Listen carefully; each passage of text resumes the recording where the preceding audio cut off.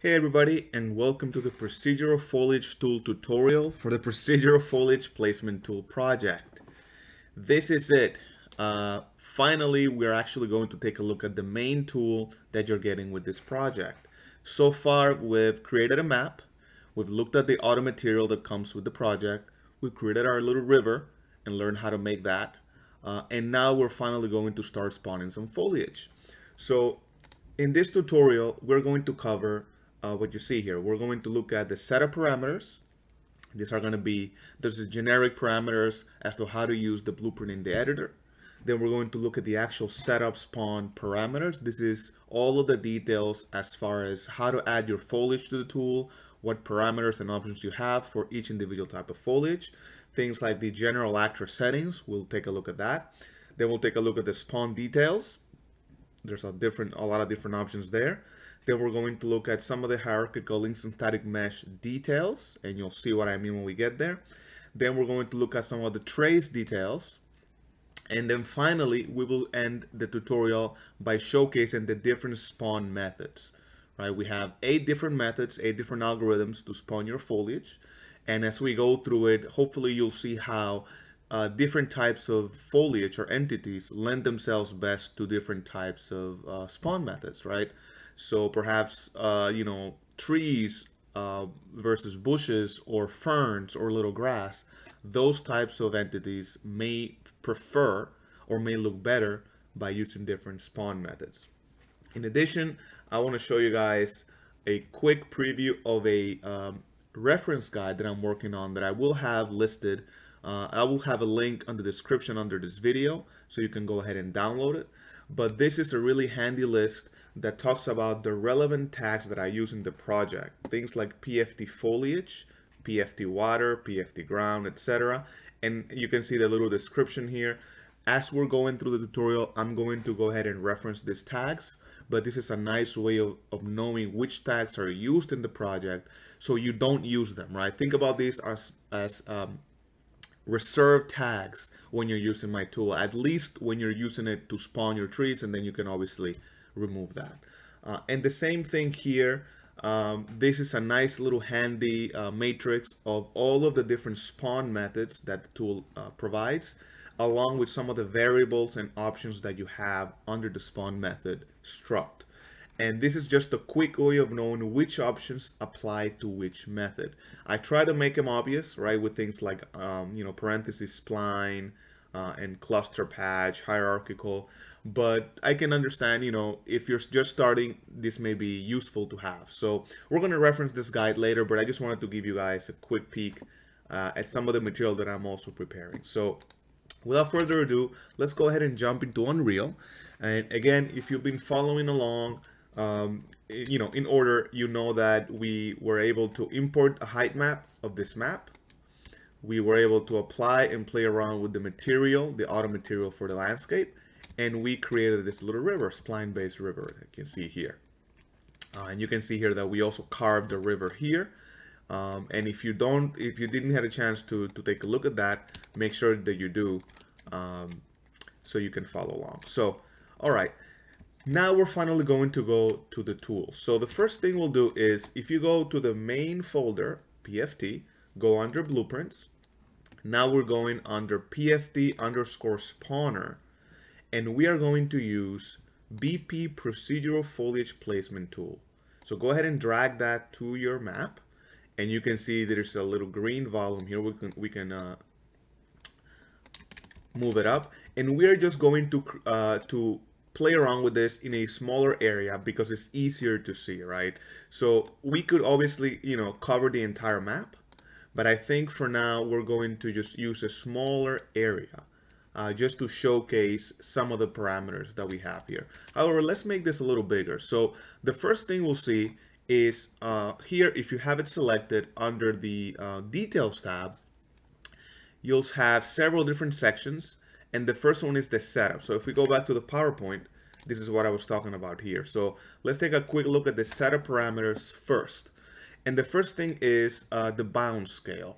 So this is how you change the scale of the bounds, right? The tool will only spawn your foliage within the bounds of the volume of this volume here. So obviously anything that's outside will not be considered. So if you want to change the size, you would do it here by changing the numbers here. So let's go ahead and make it 400 by 400. By the way, this is a little different from other tools, including the Epix tool. You don't have to have the landscape overlapping this. All you have to do is keep it above, right? So the Z scale isn't really needed. You could do it like this, but you don't really have to, right? So you can go ahead and leave it like that. And the way it does, it does several traces from this location, actually above this location, all the way to the ground to do its testing. So first thing is the bounce scale. Go ahead and make it whatever size you like. The second thing is marker visible. And this is just really handy, again, as an editor tool. If you uncheck this, it'll take out the green, right? So a lot of the times when you're working on your level, you may have your spawner in the right location, right? You want to have it right here. This is the area that you want for your specific type, but you're working on something else and it's difficult to click on things inside the volume. Maybe you have static meshes that you want to move around. So instead of trying to move this out of the way, you can just make it invisible, and that will allow you to actually click inside. And you can see I'm clicking on the landscape and do what you need to do. And then you would have to go back either here on the world outliner, or you would have to click on this little billboard to reselect the volume, and then you can mark as visible, right? So that's the trick. This is just for convenience. The other one here, mark hidden, this is again under, is this object hidden during play mode, right? So right now it's hidden. So if I were to hit play here, notice that I don't see it. But if I take this out and I hit play, now I see the volume, right? So obviously the default is for this to be hidden, right? You probably don't want to see this in your volume, but again, if you're testing your game and you really want to see it during runtime, exactly where the volume is, you would just uncheck this. Trace Z offset, this is the length that the rays will travel. We're doing traces here, guys. So this is the length that the ray will travel in both directions, positive direction and negative direction. So the trace will start 250,000 units above and will travel 250,000 units below. Sorry about that. So by and large, this is a really large number. I would not play around with this. But if for some reason your landscape is massive and it has a huge vertical range and you're not seeing things spawn in certain areas, you may need to increase this number. But again, by and large, you don't really have to touch this. Landscape, this is just to reference this landscape, and it's only used for a little utility to give you the max and min dimensions of your landscape. So again, when you're looking at where to spawn things, what is the height of your landscape, sometimes it is useful to know the dimensions, right? So let's just do it right now. Go ahead and click on this eyedropper, select your landscape, and you'll see that it's going to be referenced here.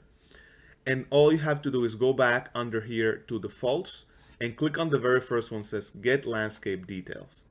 And all this does is populate this array here, sorry, these two vectors here. I'm going to make this bigger.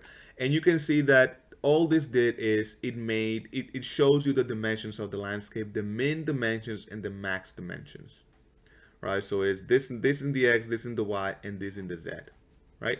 This may come useful later on, and you'll see why when we're looking at height settings for your foliage. And that's pretty much it. Very simple. The main ones are the scale. Make sure that you cover the area that you want to cover. And these two settings here for convenience, most of the visible one, make it visible and invisible.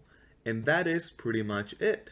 The next stop is the actual meat of the tool, setup spawn, right? And this is this area right here. And we're first going to look at some of the general settings before we dig into the spawn details themselves, right? So how do you do this? There are two separate arrays, and you can see them. One is called actors list, and one is called HISM list. HISM stands for Hierarchical Instance Static Mesh.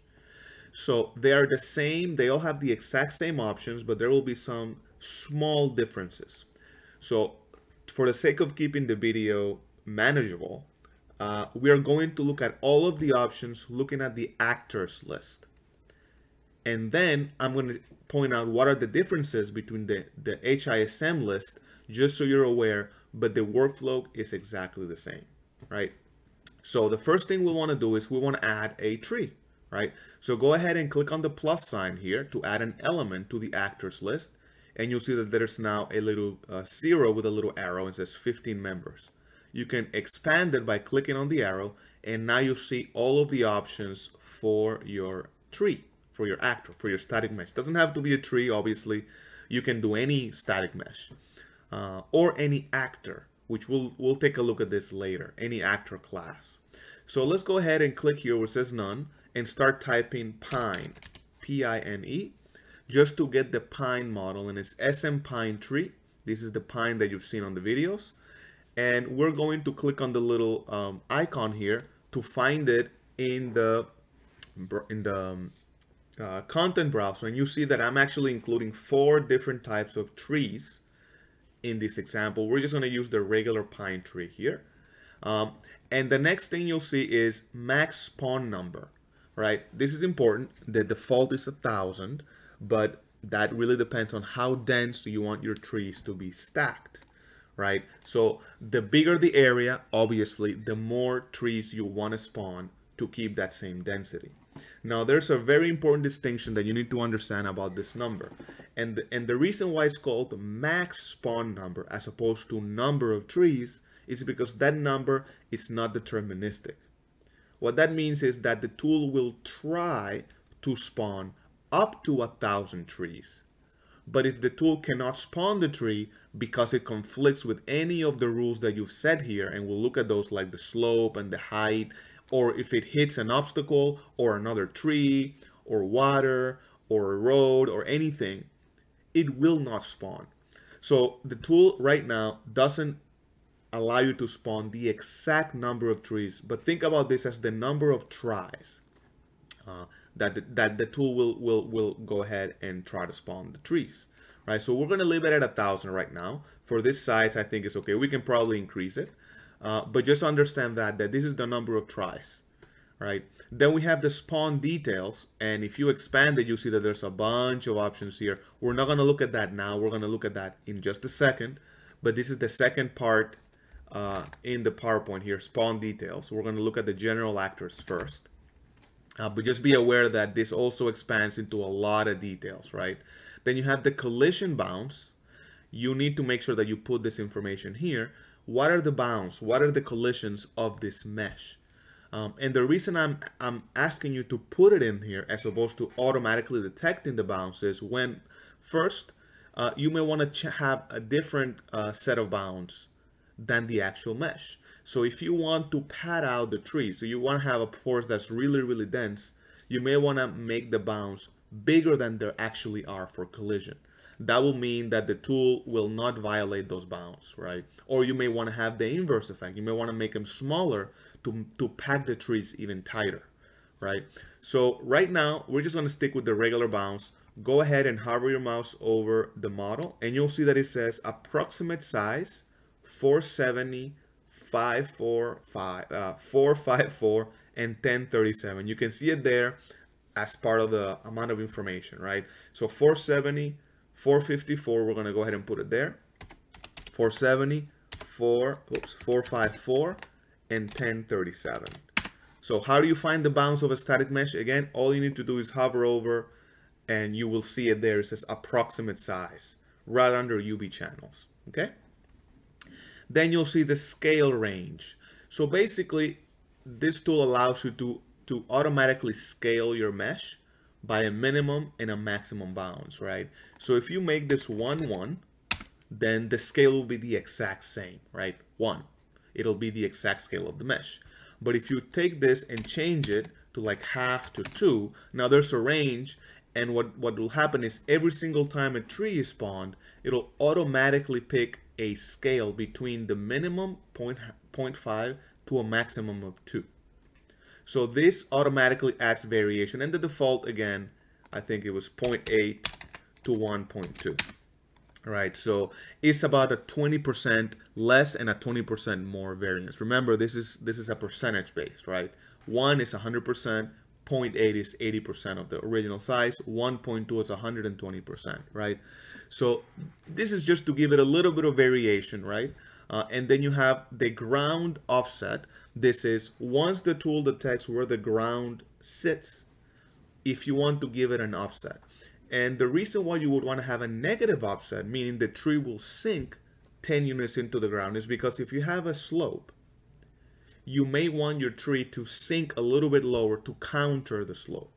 If the slope is very sharp and you make this a 0, meaning just go into the ground, the tree may have some parts that are kind of hanging in the air, right? Because the slope is too big and some part of the area is covering the tree, but some part is not covering the tree. So I would leave it as negative 10. I think that's a good value. But if you still see that your trees are kind of hanging out in a slope, you might want to increase this value even more. Random yaw, this is exactly what it says.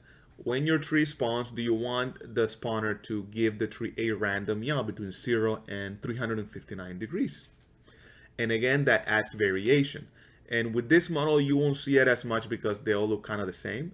But when we look at the palm in a little bit, you'll see how changing the yaw actually gives it a nice look. Align to surface, again, if you want the foliage to align to the surface, you can just tick that box. Well, I'm going to keep it off for the tree. We want the tree to be upright even when it's in a slope. Then you have the ranges here. Slope range in degrees. Right, so 0 degrees is perfectly flat, 90 degrees is perfectly vertical. So anything between 0 and 90 you can put into these values. If you put something above 90, it'll just assume you meant 90, and we'll cap it at 90. Same thing, if you put anything less than 0 here, it'll just assume you mean 0. Right, so right now this tree will spawn between 0 degrees and 40 degrees as far as the slope. And the height range is again a minimum range, which is the X, and a maximum range, which is the Y. So again, this tree will only spawn within the range of minus 10,000 to 1,000. Okay. Then add tags to actors. This is an option if you want to add additional tags to the trees that are spawned for whatever reason. You can go ahead and add all of your tags here just for convenience. Spawn only on ground. We're going to take a look at that later, at this option later. But this basically means that it will automatically do obstacle avoidance for everything. It will only spawn on the ground, on the landscape. So instead of you having to specifically detail what actors to avoid, this is basically the polar opposite, saying, nah, I don't want to tell you what to avoid. Avoid everything except the ground. And then we have what we call a pass-through tag, which allows you to pass static meshes and spawn trees underneath, right? So if you have a building, or if you have a river in this case, that has a mesh that has the material, but you don't want anything to spawn on the actual material, you want it to spawn on the floor, you will use what we call a pass-through tag. And this is going to be a bit more complicated, so we'll take a look at that in a little bit. So, all right, I've rambled long enough. So let's go ahead and actually start spawning some trees. So I'm not going to touch any of the details here. We're going to start changing them as we go along. So scroll all the way down. And remember, we're spawning actors. We're under the actors list. And if we collapse the actors list, you'll see that we have the HISM details, trace details, and then we have the actor index and the HISM index. And this is what tree or what index out of the array will spawn when you click on the utility here. So right now we only have one. The index is 0, and you can see the number here. So we will spawn actor index 0. As we add more and more trees, we'll have 1, 2, 3, 4. You'll have to specify the index here, and you'll take it step by step. So the way we do this is by layers, right? By phases. You want to be careful in controlling how you're spawning your trees. You're checking that everything looks good, you're making adjustments, and then you go on and on and on, as opposed to trying to have the tool spawn everything on that list. So go ahead and click on spawn actors, and I'm going to make this, like, remember what I said with the setup, invisible, so I can look at my trees, and you can see here immediately that the trees have been spawned. All right, very good. In case you missed it, if you go back to the output log, whoops, well, I just deleted it, but it actually tells you how many actual entities were spawned automatically. Notice that the trees did not spawn in the areas where the slope was too big, right? Remember, we limited the spawning to up to 40 degrees. So the trees automatically avoid very sharp slopes. So notice that no trees are spawned here, and no trees have spawned here, the top area, right? This top area with the snow is also part of the area that we have here, but no trees have spawned there, and that's because that area is above 10,000 feet. Remember, the snow starts at 10,000 feet, right? So anything that is below 10,000 feet or up to 10,000 feet will not spawn on the snow, which is why no tree has spawned in the snow, right? Now, what we can do here is, these are individual actors, right? So you can start clicking and you can see that all of these trees are individual actors. So you can actually move the trees, delete the trees, or transform the trees, right? So you're not bound to whatever the tool gave you, right? So you say, okay, these trees are a little too close. I'm going to grab this static mesh and I'm going to move it, right? And you are free to do as you please.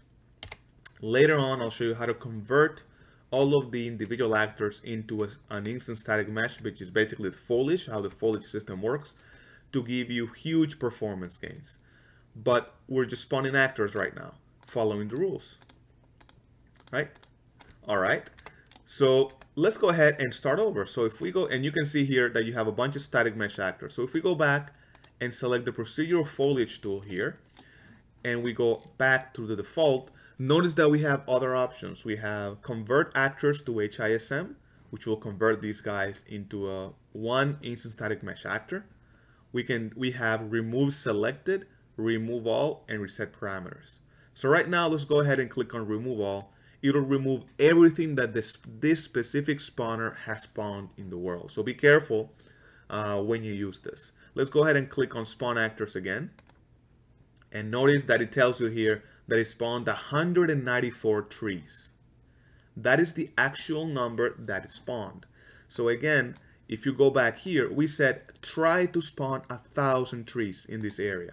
But this area is too small, and the restrictions because of the slope and the height do not allow this tool to spawn more than 194 trees. It just tried 1,000 times, but ended up spawning only 194. You can obviously keep trying, right? So you can click on the tool, go back here and click on spawn actors again, and notice that now 105 trees have spawned. So you can keep layering the actors. You can click it again, spawn again. Now only 49 were spawned. Obviously the number will continue to go down as the tool populates and increases. Now 44. So we can click clicking here, 31. So now we're making this really, really dense.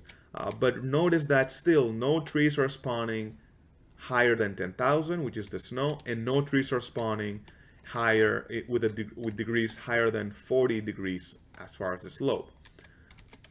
And they're still keeping within the volume, right? Now remember that before we clicked on remove all, and if we do that, we would remove all of the trees.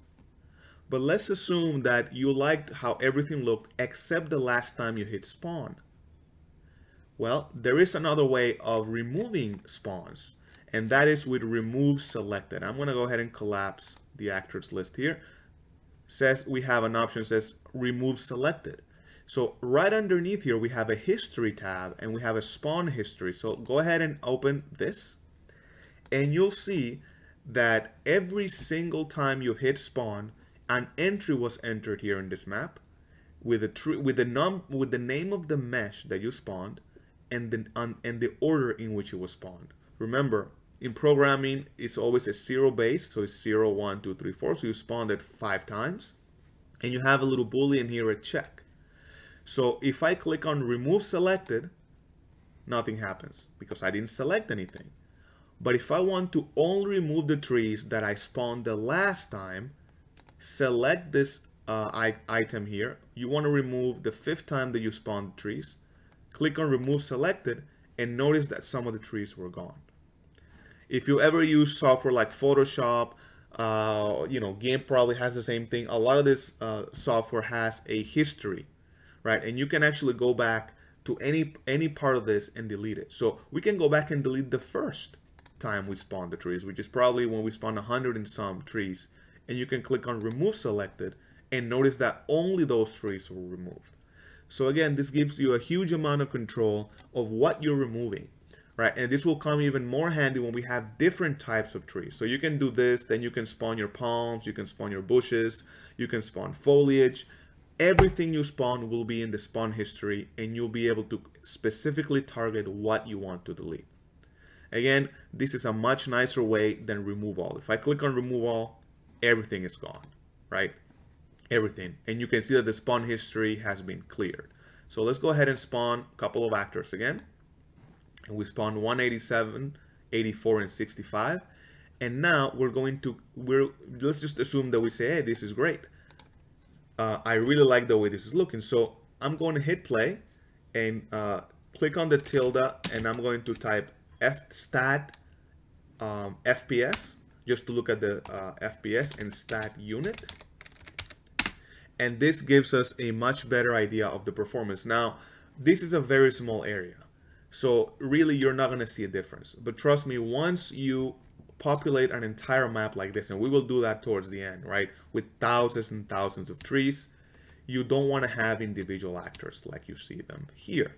You are going to want to convert them to actual foliage, right?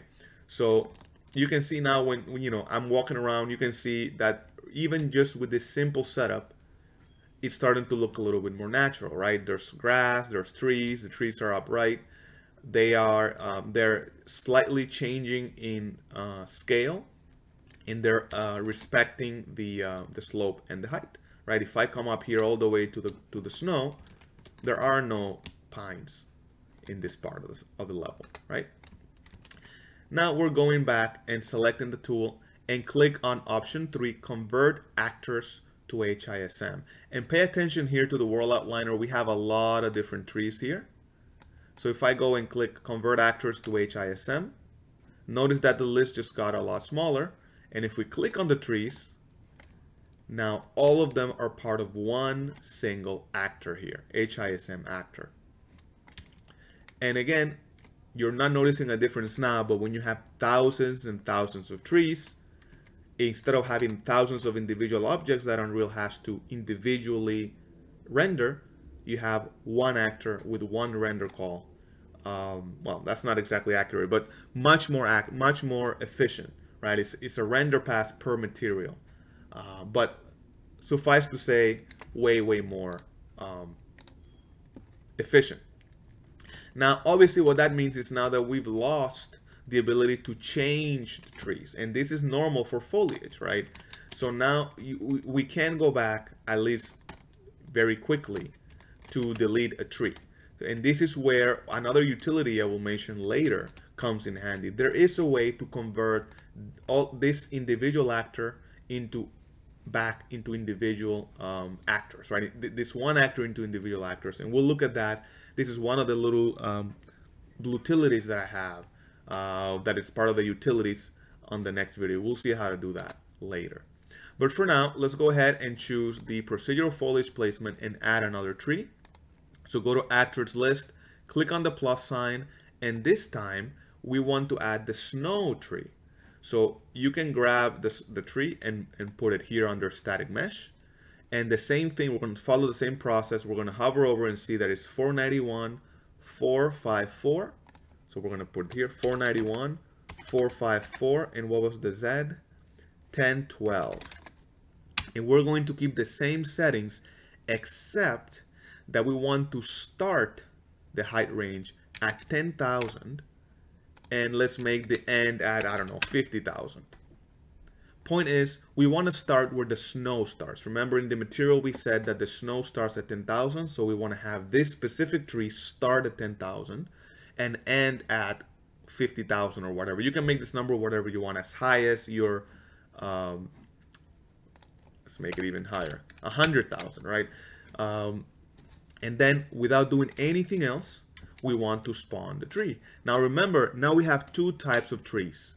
So the actor index has to change. So now we want to spawn index 1, right? That's the snow tree, not the 0. If I keep it at 0, I'll spawn the regular pines again.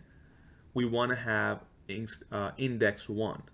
And the same thing, we click on spawn actors. And notice now that the trees have spawned where the snow is, more or less, right? Starting at 10,000 and only there, and up to, 100,000. And we have a lot of trees. This was very dense, again, because we said we want to try to spawn 1,000. Notice that again, they respected the height and the slope. So if I click play, now you can see, obviously this is, kind of, a little too aggressive, but you can see how we go from a little forest to now snow, and you can see that you have your little snowy trees in this area. And again, they're individual actors. So if we go back to the tool and we click again, convert actors to HISM, notice that now all of these snow trees are their own actor, and look at all of the regular pine trees are again their own actor. So every time, you want to make this change when you feel like you're done with the changes, right? So spawn individual actors first, look at the area, see if you see anything that you want to change or delete or move. You feel free to move them, and then convert them once you're happy with the results, right? Now, we can do the opposite, right? And in this case, we don't have a lot of sand, but if we move our foliage tool all the way here in the sand, and we add a third tree, we're just gonna go ahead and add the palms here. We want to have the opposite. Well, let's take a quick look here, and it's 790 by 719, and I think it was 1578. All right.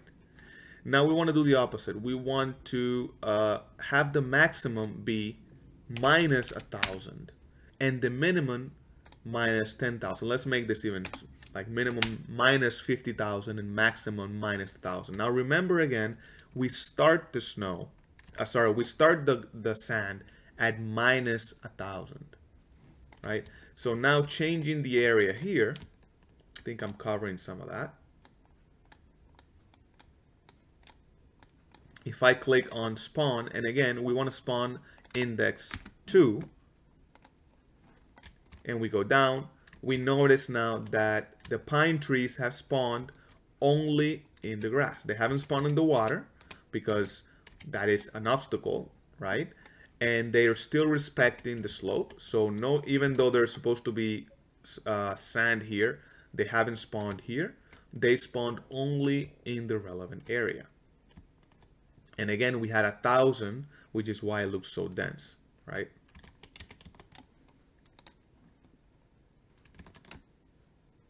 Notice also that because the pine tree actually has a curvature, the random yaw that we had selected is a lot more noticeable now, right? The yaw on these trees has changed. It's a little harder to tell on the pines because they look the same from every angle, but the yaw is working, right? Okay, now let's go ahead and convert those actors to a hierarchical instant static mesh again. And now you can see that the pine trees, the pine trees are now one actor. Okay, Let's go ahead and move this back to its original position. Okay, so we've taken a look at some of the general settings, right? We've looked at how to add your tree model, how many spawns, how many trees you want to spawn, how the collision works, how the scale range works, whether you want it grounded or not, whether you want it at a random yaw or not, slope range and height range. So now let's add some obstacles, right? So let's grab this and let's just delete everything, by the way.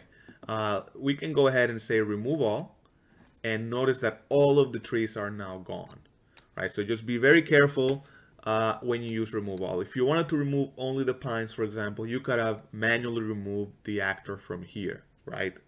But in this case, we want to start over because we are just testing things, right? So let's do something else now. Let's right here. There you go. All right. Next, we want to test out some of the other settings. So let's put some obstacles here. So we can go ahead and let's grab a cube and let's make the scale, I don't know, 40 by 40 by 10. Doesn't really matter. Let's add another obstacle. This little cylinder here, and let's make it 20 by 20 by 20. And this is just random static meshes that you can lay down on your level, right? Let's put a little cone here, 30 by 30 by 30. Make it a little bit taller here. And let's go ahead and spawn our trees, right? So we haven't done anything. We haven't told the tool that it needs to avoid these obstacles. So if we go back and try to spawn the initial index, index 0, we're going to click several times. Notice that the trees are spawning on top, right? They just don't care, right? Same thing within the cone, right? So how do we add obstacle avoidance, right? So let's go ahead and remove all. And if you notice here under the settings for the first tree, you'll see that there are some tags that are called do not spawn on tags. And automatically it has PFT water and PFT row. These are just defaults, right? You can add as many tags as you want, and these tags are individual per tree type, right? So you may have a tree that you wanted to spawn on an obstacle, but maybe another one that you don't want it to spawn on an obstacle. So let's just add one and call it PFT obstacle. Whoops, can't type. PFT obstacle is going to be the tag, and I'm going to copy it and add it to this actor. So if you click on the actor and search for tag, you will see that there's an actor tag section. So click on plus, copy and paste, and we're going to have the obstacle tag here. Now we go back to the procedural placement tool and we try to spawn again. And I'm going to keep clicking, and notice that now no pawns are spawned on top of this actor, right? And this is really close, right? But notice that it's still not touching the actor, right? It was barely right there at the edge, right? But the point is that now they are avoiding this obstacle, right? And if we want to make it crystal clear that this is happening, we can go ahead and scale this way bigger, right? And if I do that and I try to spawn trees again, notice that the trees are again only spawning around the obstacle, but still respecting the slope and the height. See that? So that's an easy way of avoiding obstacles. So you can make as many tags as you want, or or you can create one specific tag that you want all of your obstacles to have, right? So you don't want it to spawn on top here. Let me just make this smaller again, like a 30 by 30, right? So you can change a bunch of things. You can have as many tags as you want, or you can have a standard tag like PFT obstacle and add it to all of your meshes. And this does complex collision, right? So you can have spline actors, you can have all kinds of things. And this is where, if we go back to the reference here of the tags, this comes in handy. Right, so let's talk about tags for a second. These two tags, PFT Foliage and PFT NoSpawn, are hard-coded into the tool, meaning you don't have to add them. Anything that has the tag PFT Foliage will automatically be an actor. So every single tree that spawns on your level will have this tag. So if the tool tries to spawn a tree on top of a tree, it'll automatically know that it can't do that and it'll avoid it. PFT NoSpawn is kind of the default do not spawn here tag that I've hard-coded in the tool. So if we make any actor and we add this tag to any actor, we don't have to actually add it to the list, right? So remember, we added tags to the list here in the no spawn tags, right? Do not spawn on tags here. The tag PFT NoSpawn is not there, it's just hard-coded. So if you didn't want to bother adding tags here, you can just make PFT NoSpawn and add it to all of your actors, and it will automatically act as an obstacle. PFT Water and PFT Roads, you see there, it means do not spawn here, and they're included as part of the array, as part of the default.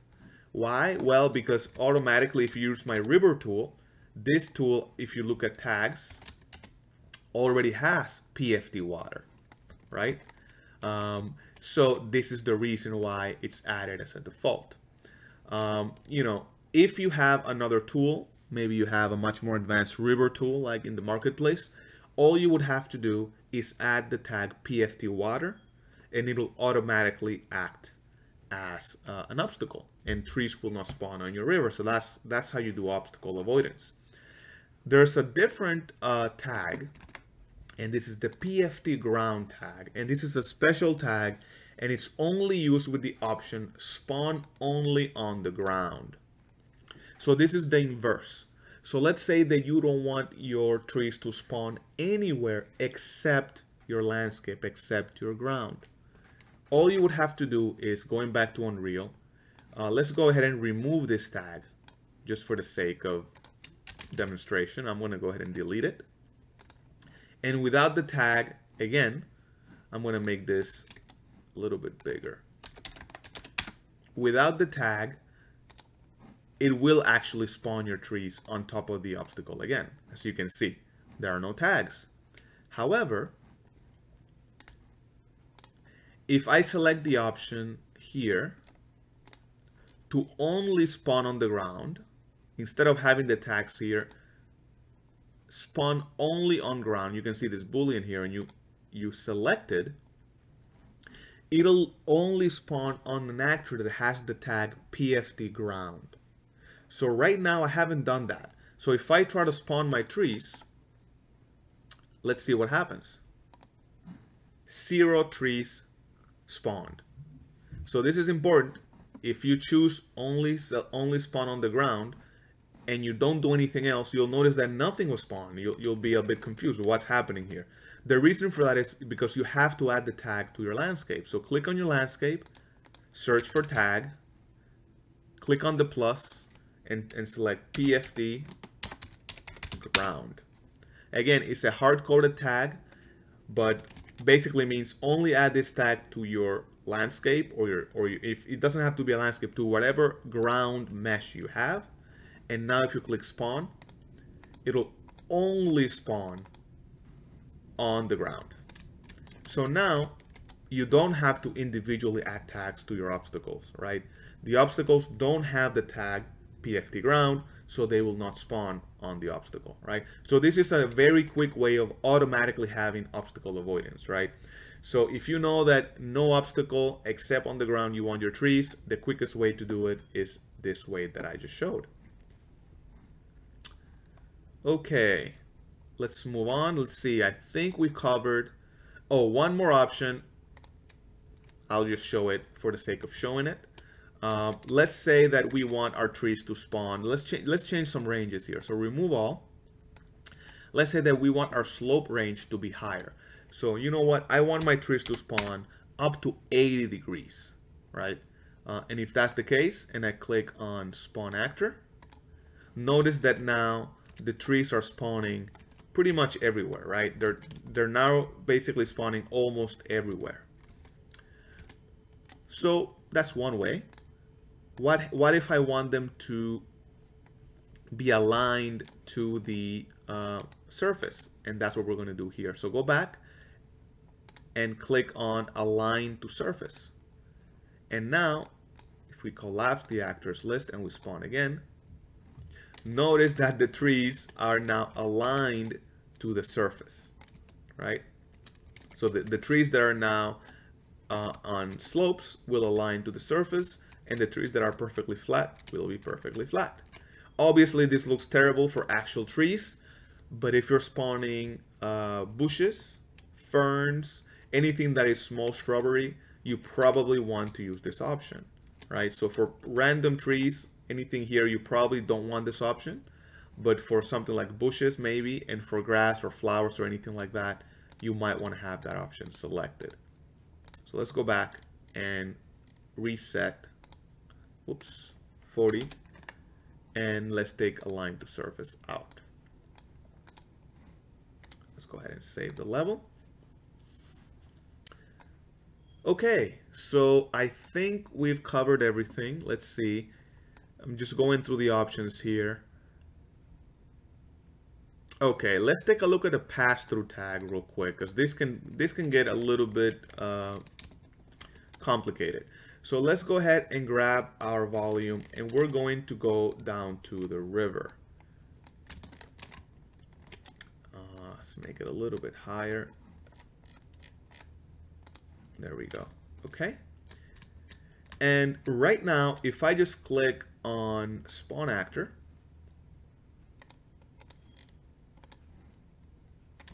you'll see that automatically the trees are not spawning in the water, right? They're spawning all around the area. In this case, they're spawning on the sand too, because we have it as minus 10,000. But they're not spawning at the bottom of the lake. And the reason for that is, again, because we have the river with the tag PF water. So if we remove that tag and we say, you know what, let's go ahead and remove that tag. Spawn only on ground. Let's take that out, and let's do not spawn on tags, and we specifically remove PF water. We'll delete it, and we go down and remove everything and spawn actors. Notice that now the trees have spawned at the bottom, right?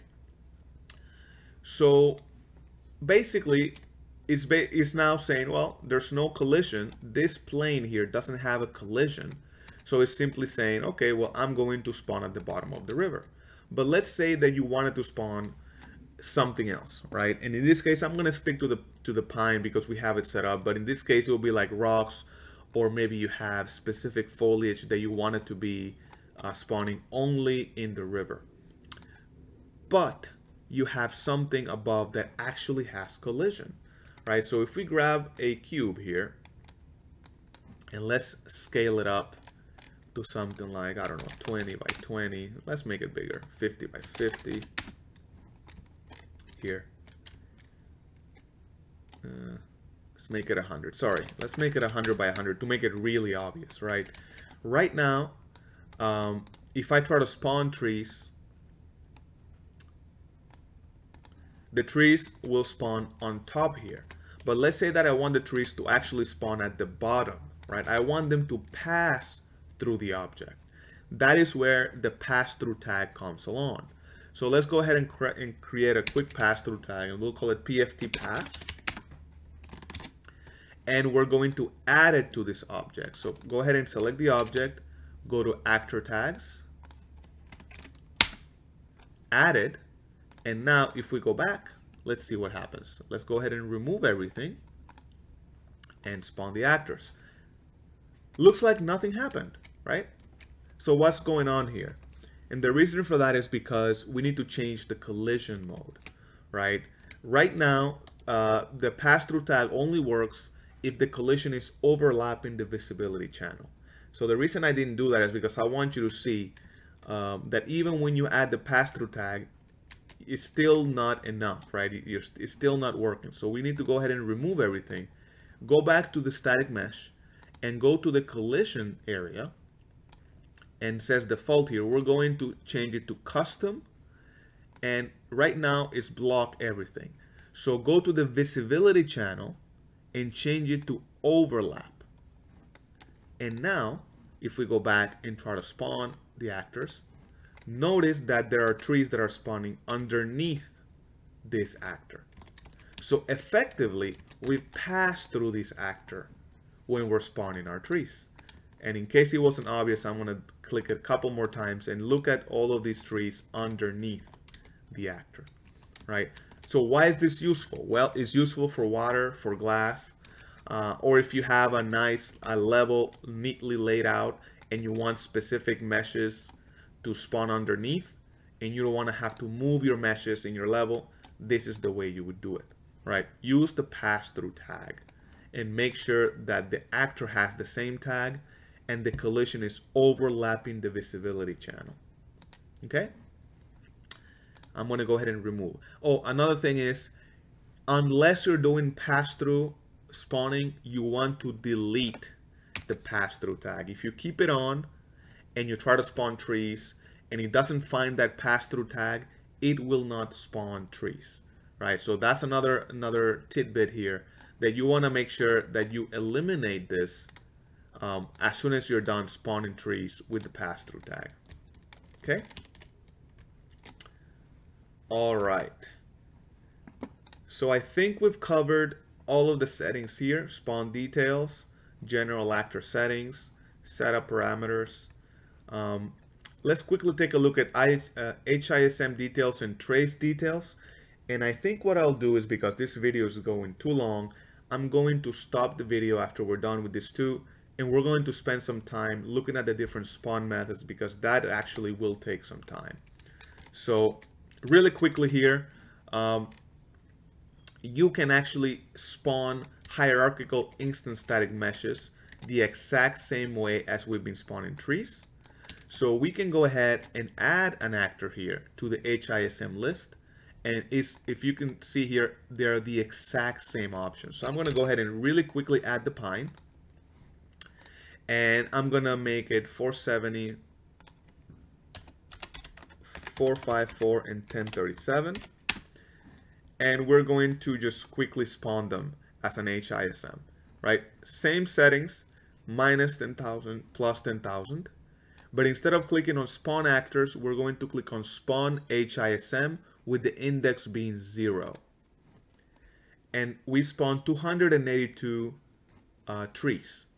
But notice now that all of the trees, when I click, are part of the same actor. So this is basically bypassing the workflow of spawning individual actors, changing and modifying the spawning, and then converting them. So why would you want to use this method, right? I would use this method if you need to spawn hundreds of thousands of individual meshes in your level at the same time. Remember, right now we're spawning a few hundred trees, a few hundred entities. That's usually fine. But let's say that you want to spawn grass or little foliage shrubs, and you want to spawn 10,000, 20,000, 100,000, 200,000. You do not want to spawn them as individual actors. It'll literally crash your computer, right? It'll crash your editor unless you have a monster machine, right? So anything above, I would say 5 to 10,000 things that you want to spawn, you probably want to do it as a hierarchical instance static mesh automatically. That means that you will lose some control of where the things are, but typically if you're doing it at that scale, it's probably something small without collision, and you can probably afford it, right? I'm not gonna say any more, but just understand that these are the exact same options, right? So think about this as, if you have to spawn a bunch of stuff, then and you don't want to go ahead and have to convert it later, you can use this automatically. By and large, I still recommend spawning actors first and then converting them. Okay?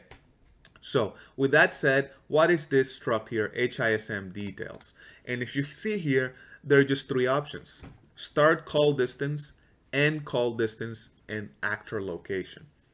So when you either spawn actors as an HISM and convert them, they'll basically turn into a single actor here that has all of these different components. and they will have a start and an end call distance. So if I keep going back, notice that the trees are now calling. See that how they're disappearing? Because I'm too far, and when I keep getting close and close and close, they appear. Those are controlled by the settings: start call distance and end call distance.